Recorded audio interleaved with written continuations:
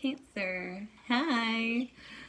Well, Cancer, this is a big one for you too. You've had a rough few years, and the nodal signs are out completely of your sign. I promise you, you are moving on to brighter pastures. Okay, so first things first, Cancer. In your second house of value and income, self-worth, and your throat chakra is Venus. She's with Vesta. She's making beautiful trines over to 4, 5, 6, your seventh house. Oh my gracious! That's right. So all of the changes that you have made, Cancer, in the last 2.5 years, really watching the people that you mirror shift out. Like, there's no other way to say it. I mean, you would have literally seen people either evolve or fall away. We lost a lot of Capricorns in the last few years because these times are not made for everybody.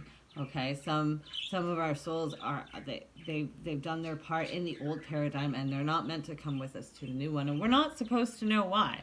We'll figure that out later.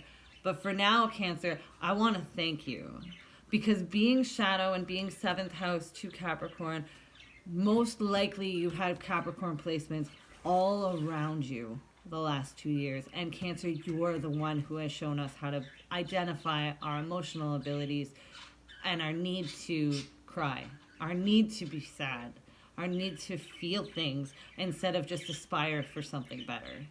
So thank you, okay? First and foremost, that heavy stuff that you've seen in other people, that you've been watching people go through so much, it's almost over, okay? I know, it doesn't feel like it quite yet, but back in January, the paradigms got smoked, okay? There was an eclipse. Saturn and Jupiter and Pluto and Mars were all together in Capricorn.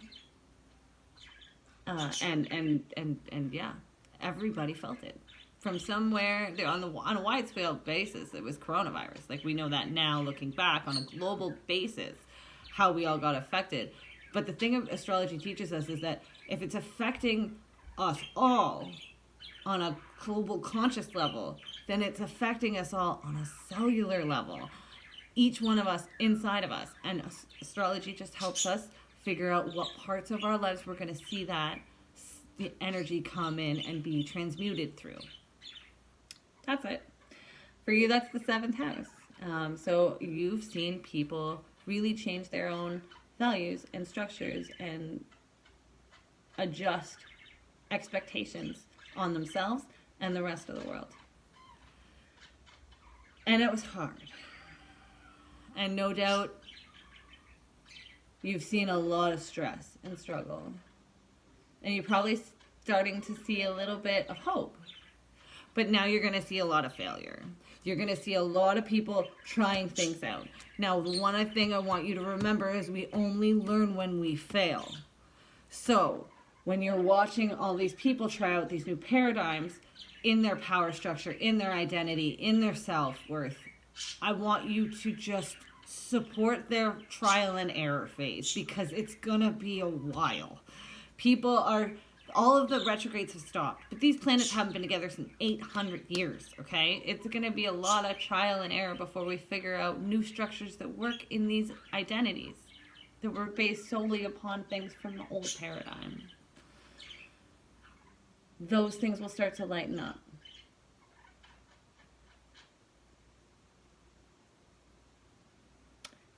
The drive that you have towards releasing expectation on structural ideas of education is really, really working out for you. You know instinctively what you're supposed to know, Cancer. So you can use Neptune and Pisces in the 9th house to lead you. All you have to close your eyes and like, I always wanted to study blah, blah, blah, blah, blah. You get to your Google, you look it up, and you start reading. That's it. You don't need a teacher and an institution and a formulation and a test to tell you you know something. you can go out and learn that yourself, and your soul is telling you how to do that already. It's going to be very activated in this transit. And it will be a blessing. You will see that Venus and Virgo coming at you financially when you do this. Okay? So just, yeah, follow your guides when it comes to education and expansion of your mind.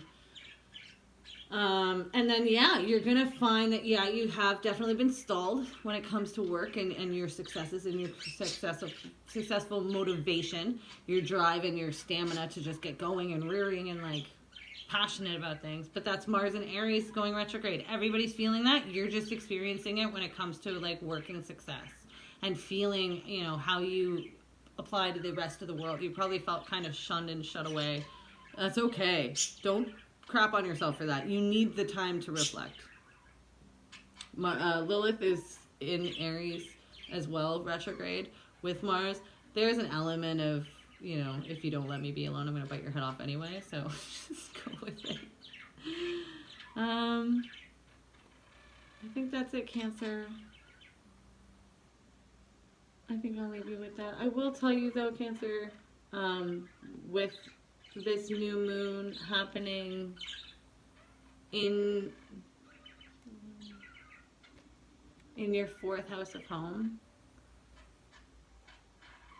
home will be your sanctuary.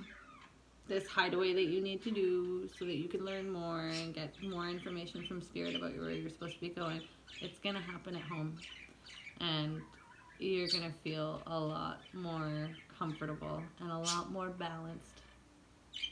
So enjoy your hobbit hole. Love you, Cancer.